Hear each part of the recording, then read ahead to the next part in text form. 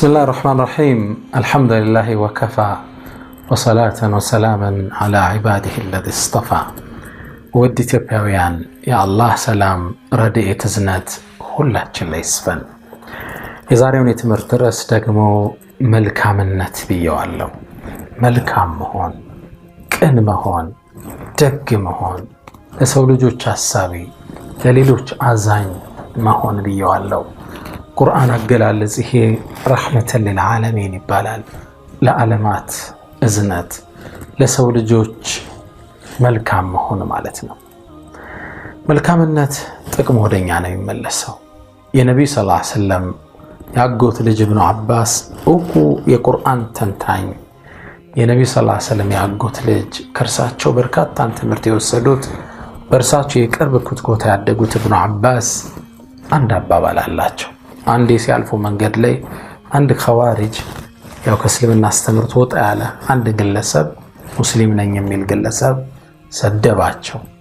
ሲሰድባቸው እሳቸው ማንነታቸውን ሊነግሩት አተሽቱሙኒ ትሰድበኛለህ እንዴ?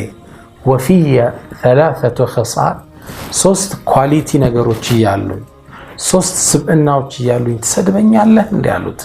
ያው እንግዲህ ቀደምት ትውልድ በአፈንጋጭ ግሩፕ ተተችተው አልፈዋል። ይሄ ሱነቱል ሐያት ነው፣ የህይወት ፈለግ ነው። እንዲህ ሁሌ የሚያወግዝ የሚሰድብ ሚተቻ አይጠፋም። አላኩል ሐል ኢብኑ አባስ ሶስት ኳሊቲ ነገሮች አሉኝ አሉ። አንደኛው አሉ የአላህን ቁርአን ሳነብ መልካም ነገር አላገኝም፣ የሰው ልጆች በአጠቃላይ እንዲያውቁት የተመኘው ቢሆን እንጂ ይላል። ይሄው መልካም ነገር አወቀ ግን ሁሉም እንዲያውቀው ትመኛለህ። ይህን ነው መልካምነት፣ ደግነት የምንለው። ሁለተኛ የዳኛን ስም አልሰማም ይላሉ። ፍትሃዊ ስለሆነ ዳኛ አልሰማም። በሰዎች መሃል መልካምን ነገር የሚፈርድ ለእርሱ ዱዓ ያረኩለት ብሆን ብደሰትበት እንጂ ይላሉ። እኔ ከእርሱ ዘንድ እማስዳኘው ምንም አጀንዳ ባይኖረኝም ግን ፍትሃዊ በመሆኑ ለእርሶቹ በፍትህ በመዳኘቱ ደስተኛውኝ ዱዓ ያረኩለት ቢሆን እንጂ ይላሉ። ተመልከት፣ ለሰዎች ፍትህ ሲሰራ ወደዱት። እሱ ነው ቋንቋ መልካምነት ምንለው እሱ ነው። ሶስተኛ ምንም ዝናብ ወርዶ መሬትን አጠጣ ሲባል አልሰማም፣ እኔም በዚህ ፓርት በጣም ደስተኛ የሆንኩ ቢሆን እንጂ ይላሉ። እዛ አካባቢ ምናልባት እኔ አንዲት ካሬም እንኳን እርሻ የለችኝም፣ ግን በቃ የሰው ልጅ ዝናብን አገኘ ጠጣ። መልካምነት የምንለው ይሄን ነው። ለሰው ቅን ማሰብ፣ የሰው ልጅ ፍትህን ሲያገኝ፣ የሰው ልጅ በልቶ ጠግቦ ስታየው መደሰት፣ ለሰው ልጆች መልካም ነገር መመኘት እንለዋለን። ወዳጆቼ መልካምነት፣ ደግነት ጥቅሙ ለራስ ነው። ሰዎችን ማገልገል፣ ሰዎችን መርዳት ጥቅሙ የሚመለሰው ወደኛው ነው። ኢና አሕሰንቱም ሊአንፉሲኩም፣ መልካም ብትሰሩ የሚጠቅመው ራሳችሁን ነው ይለናል ቁርአን ላይ አላሁ ሱብሓነሁ ወተዓላ። አንድን ታሪክ ልንገራችሁ፣ በቅርቡ የተከሰተ ነው። ሁለት ሰዎች በረራ ሲያደርጉ አውሮፕላናቸው አንድ በረዷማዊ አካባቢ ላይ ትወድቃለች። ሁለቱ ግለሰቦች እንደምንም ተረፉ። አንደኛው ተጎድቶ ነበር። ያንን የበረዶ መንገድ አቋርጦ ወደ ከተማ ማድረስ የሚችልበት አቅም የለውም። መጨረሻ ምን አለው ለጓደኛው፣ እኔን ጥለኸኝ ሂድ፣ መዳን አልችልም፣ አንተ ራስህን አድን አለው። ሲለው ግለሰቡ በጭራሽ አለ፣ በረሃ ላይ ጥዬማ አትሞትም፣ እንደምንም ማዝዬ ተሸክሜ ከተማ ደርሳለሁ አለ። ደግነትን ተመልከቱት፣ መልካምነትን ተመልከቱት።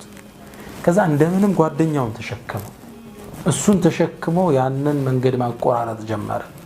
በጣም ከባድ በረዶ ነው፣ ሰው ሚድንበት አይደለም። ሲደክመው እሱን ሲያወርደው፣ አልመቸው ሲል ሲያሽከረከረው፣ እንደምንም ተሸክሞት ያንን የበረዶ መንገድ አቋርጠው ከባዱን ቦታ አቋርጠው ሆስፒታል ደረሱ። ሁለቱም ሕክምና ወሰዱ፣ ዳኑ። ዶክተሮች ተገረሙ።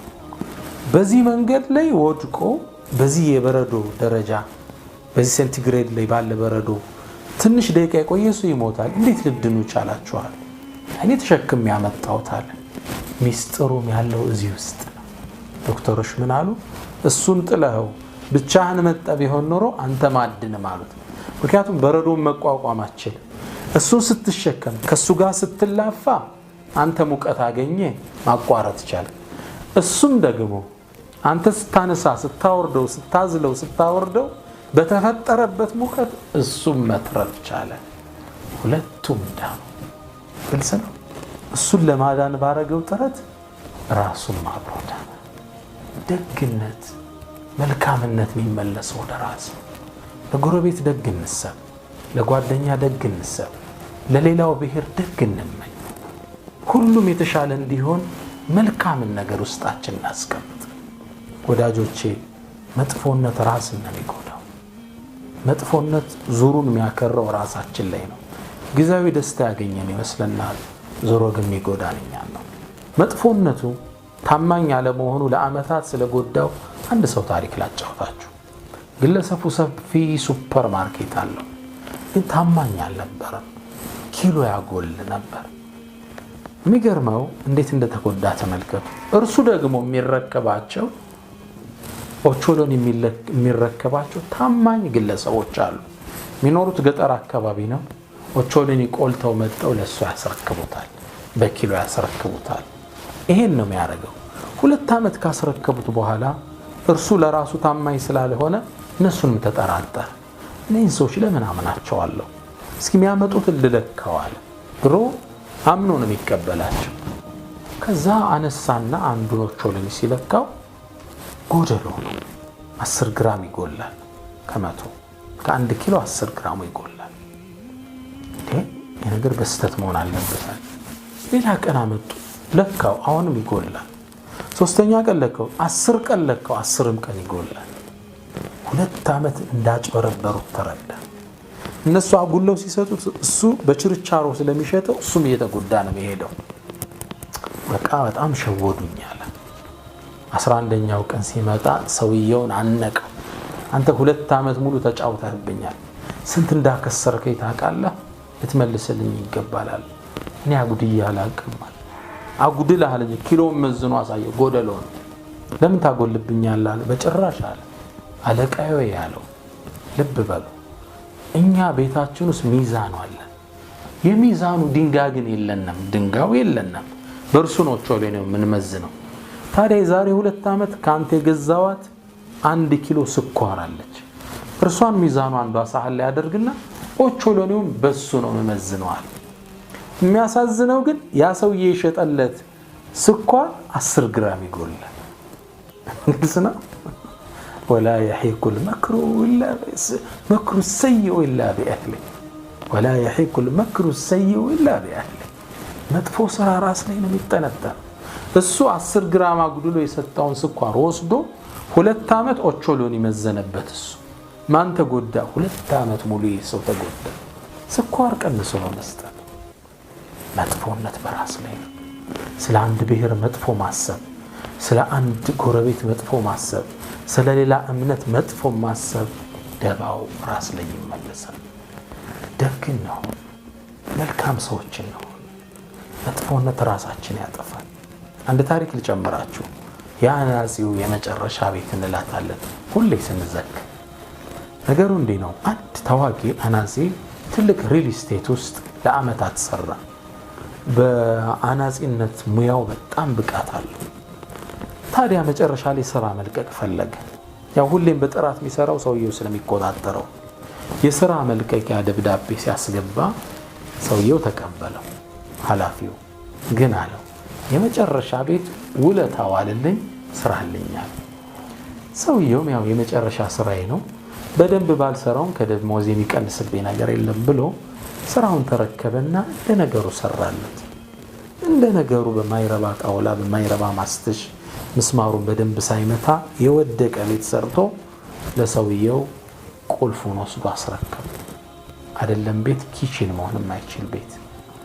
ሰውየውም ቁልፉን ከተቀበለ በኋላ እቅፍ አድርጎ አናጺውና ቀፈሳመና ይሄን ቤት ያሰራው ለኔ ለሪል ስቴቱ ሊሸጠው አይደለም፣ ይሄን ቤት ያሰራው እስከዛሬ አብረኸኝ በጥሩ ነገር ስትሰራ ስለቆየ ለአንተ ጊፍት እንዲሆን እፈልጋለሁ ብሎ ቁልፉን አስረከበ። መጥፎ አድርጎ ሰራው፣ መጥፎ ቤት ተረከበ። ደግነት፣ መልካምነት፣ ቅንነት ይህ ነው ሰዋዊ ባህሪያችን። ደግነው ለሁሉ ቅን እንሰብ፣ የሰው ልጅ ሲስቅ ለማየት እንጓጓ። ያንኛ ውስጣችን በሐሴት ይሞላል። አላህ በሰማነው እንጠቀም ያድርገን። ሰላም አለይኩም ወራህመቱላሂ ተዓላ ወበረካቱ።